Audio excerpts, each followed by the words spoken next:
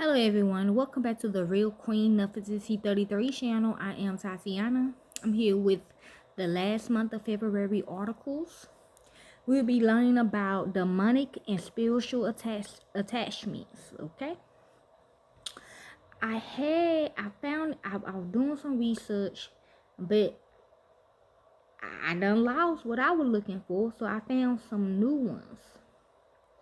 Okay, so let me see. Hold on. Okay, well, we're just gonna read what I found. Okay, so it's gonna be two parts.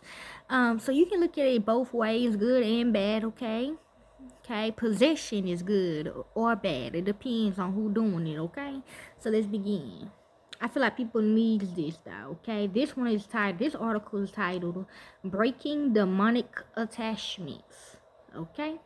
So let's begin. Each city, region, and nation on the globe have demonic spirits at work attempting to attach themselves to the leaders of those areas.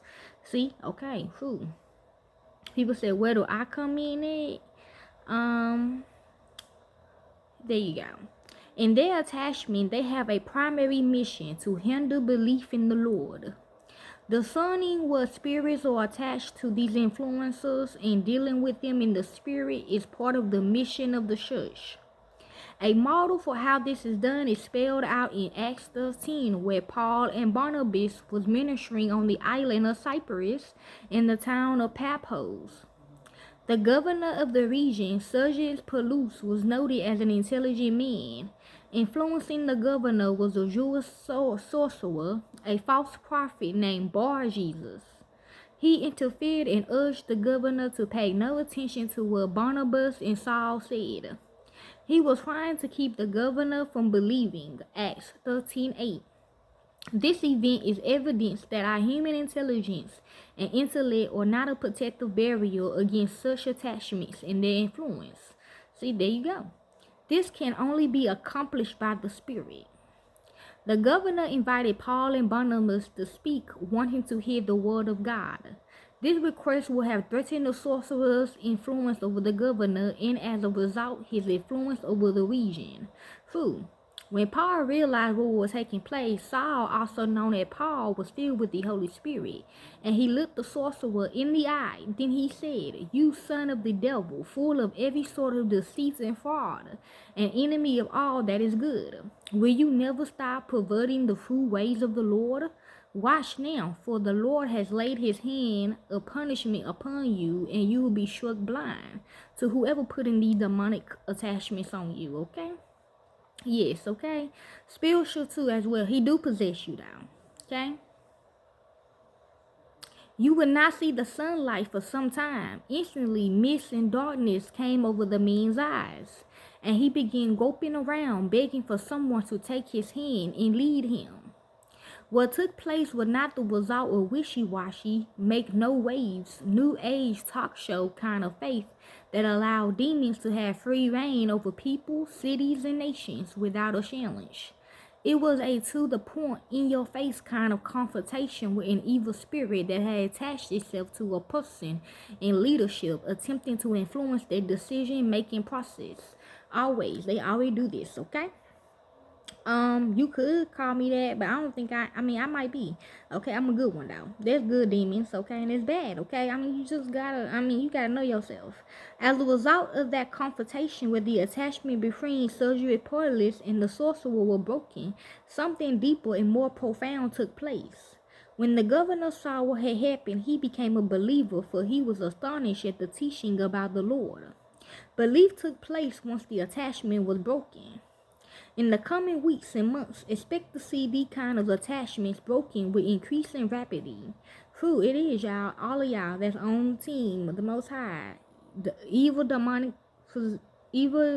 evil demonic attachments will be breaking off of y'all, okay? The time is short and the potential harvest is great. God is ready to intervene on our behalf if we are willing, under the direction of the Spirit, to address and call out the demonic influences who are attempting to stifle belief. Okay?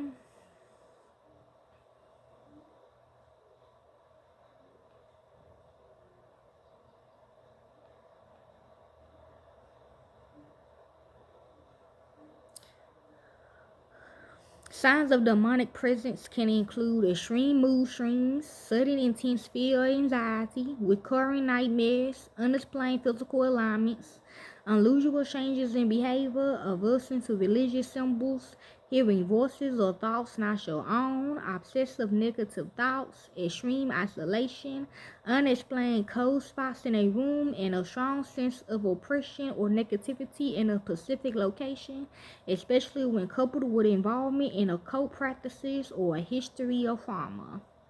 Okay. Key points to consider: psychological distress, severe depression, anxiety, sudden mood swings, suicidal thoughts, and extreme paranoia can be attributed to demonic influence in some beliefs. Sleep disturbance, frequent nightmares, sleep paralysis, waking up feeling drained or terrified, and difficulty falling asleep can be signs.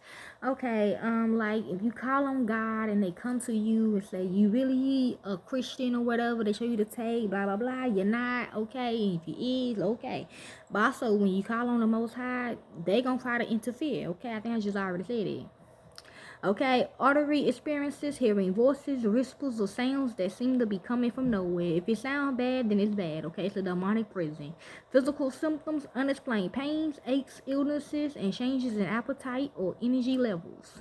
Behavioral changes, sudden aggression, violent outbursts, excessive substance abuse, and withdrawal from social interactions. Spiritual signs, aversion to religious practices such strong negative feelings towards spiritual symbols and a sense of being watched or followed. Important note, while these signs can be concerning, it's crucial to seek professional medical or psychological help before attributing them to demonic presence, as many could be the symptoms of underlying mental health conditions. Okay? Now, these are spiritual attachments, okay?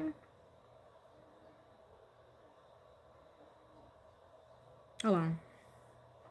Dang, spiritual attachments be good or bad. Yeah, actually, I was just doing this to look for my life, but for some reason, I would led to put it on here for y'all. Okay, you really, Okay, there are multiple articles about spiritual attachments, including attachment and coping and psychosis in relations to spiritual figures, and attachment to God, images of God, and psychological distress. In a other article include place spirituality, an attachment perspective, and attachment theory and spirituality, two threads converting in palliative care. Okay, we got attachment and coping and psychosis in relationship to spiritual figures describes how some people who with psychosis believe in spiritual figures who provide attachment. Okay, I do. Attachment to God, images of God, and psychological distress, okay, can impact mental health. Place spirituality in an attachment perspective. How spirituality can be an attachment perspective as seen in the aftermath of the 2015 Paris terror attack. Attachment theory, spirituality, two threads converting in political care. Okay. Key points about spiritual attachments. Attachment to God can be secure or insecure. Secure attachment to God is associated with better mental health. Yeah, I got both on the first one. Insecure attachment, I know I be fine, y'all. I be fine. When people come at me, I be like, oh, well, you on the other side then. But insecure attachment to God can be associated with low spirituality and poor mental health. Spirituality can compensate for insecure attachment. Essential well-being can help improve mood pathology. Okay, so let's begin. This is the article. Spirit attachment, the evidence science ignores. Spirit attachments aren't the eerie ghost stories you might have heard growing up. They are much closer to home. I've seen spirits myself. I mean, this ain't the right one, but oh well. And through my work, I learned that spirit attachments are not always the same as spirit disturbance. They don't always appear as dramatic events or hauntings. Sometimes they are much subtler, quietly influence your emotions, thoughts, or even your health.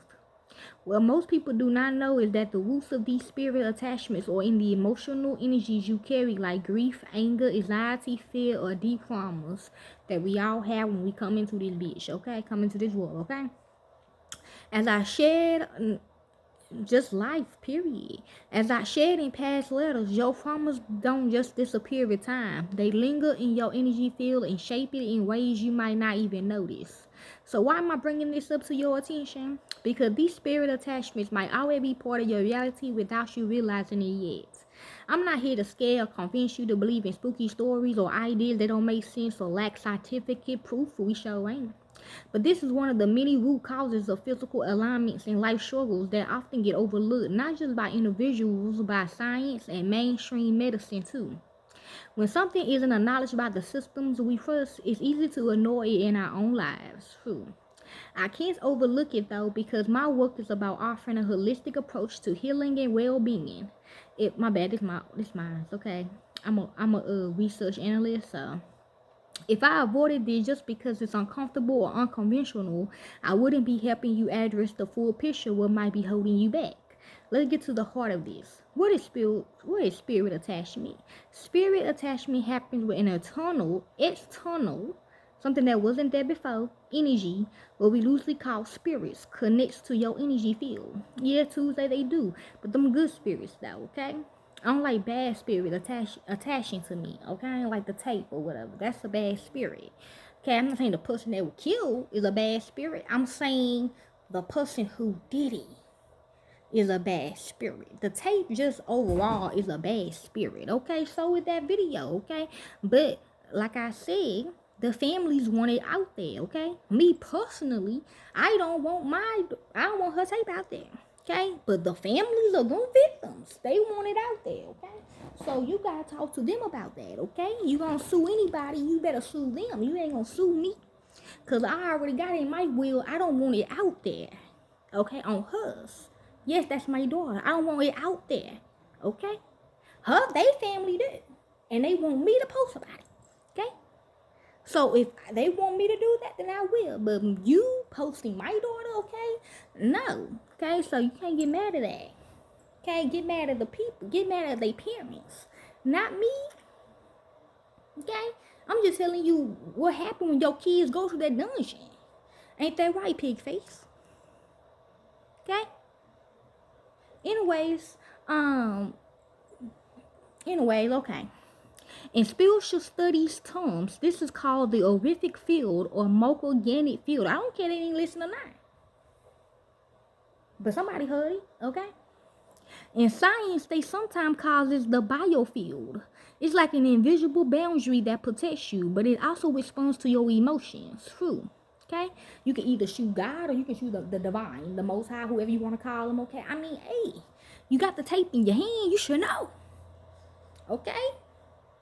Like, come on, don't come at me about this, okay? Don't try to pretend, don't try to make it seem like I'm retarded or something on my site, okay? You just can't make me look like I'm retarded.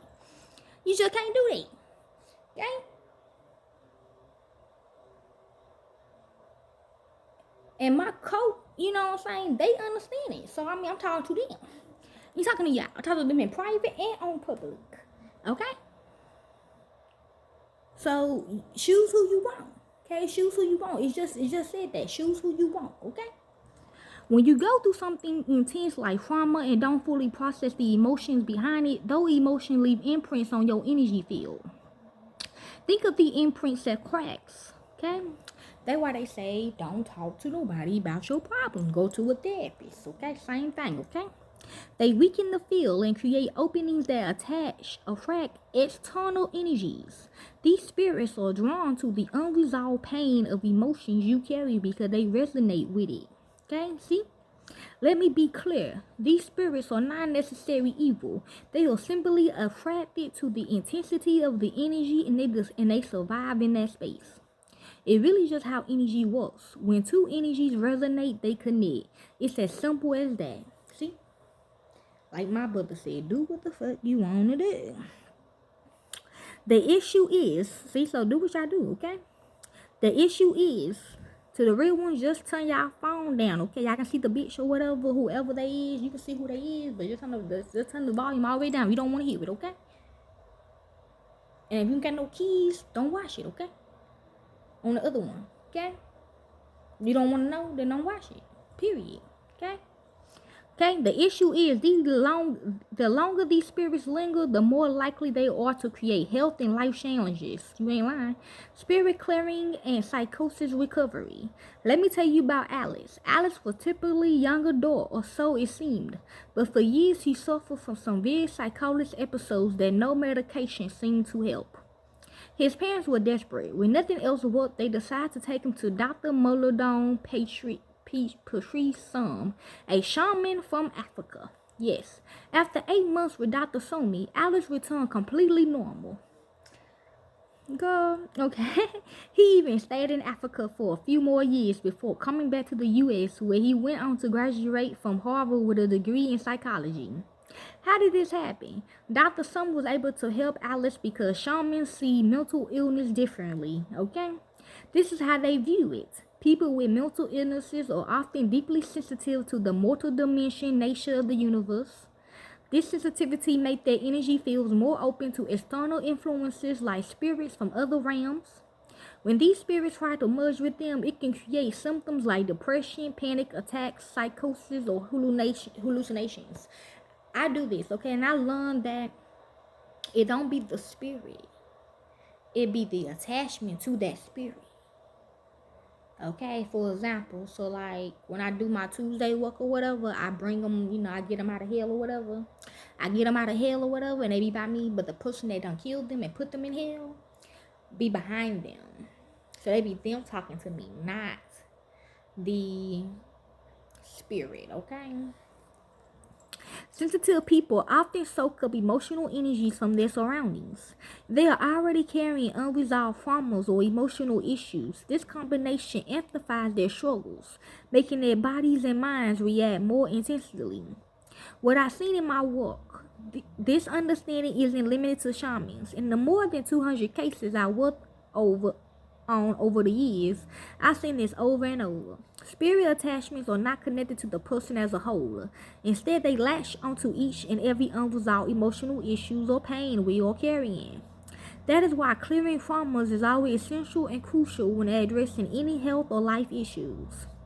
You ain't lying. While science ignores this, the modern world loves to separate everything into neat little boxes. The mind, body, emotions, and spirit are treated as they existed completely on their own, with no connection to each other. But that's just not true. Ancient practices like shamanism and even Jungian psychology have always known this. These parts of us are deeply connected. You can't separate one from the other without missing the bigger picture. Let me share something fascinating with you. Okay, I ain't gonna be all that.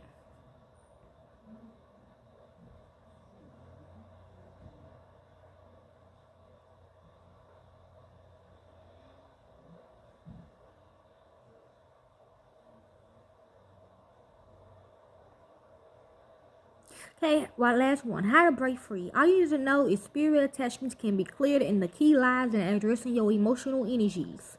Here are 2 approaches you can begin exploring today. Symptom management. Start with this. Practice one, symptom management. Okay, what you know your body, right? You know your life, right? Okay, just whatever you think can manage you, then you do that. Okay. I know what manage me. Okay, you can but if you don't know what to do, you can do breath work. Okay, people, I don't really like breath work though, but I do sometimes though. When I do it, the energy that made me, like if I got, I don't know, some energy, it be energy that be inside, right? When you seen that guy, you seen what just came out of me. Now I'm calm. Okay, grounding mats, somatic practices, visualizing as. Okay, 2, traditional or religious methods. Okay, see, whatever you were taught growing up, you do that. Okay, like I do. Many cultures and religions have their own ways of addressing spirit disturbances. Okay, you can do. I ain't gonna do all that because that's just okay. You can do sound healing, ritual baths, fasting or detoxing, symbolic objects, ancestral work, which I am doing. Okay, you know what ancestral work is? This involves honoring your lineage with rituals, offerings, well, okay then. Well, how you know she your ancestor though? Cause she died. Okay then. Well, there you go. Okay, but yeah, to the real ones, find out who y'all people is. Okay, find out who your God is and your lineage. Okay, know that.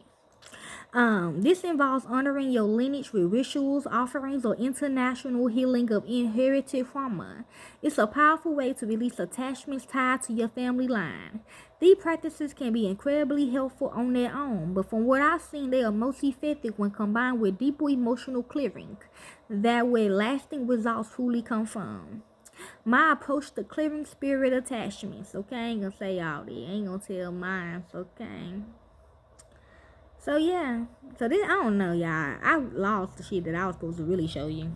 Okay. Oh yeah, I put it on the screen. There you go. Okay, so that is the article on demonic and spiritual attachments. Enjoy.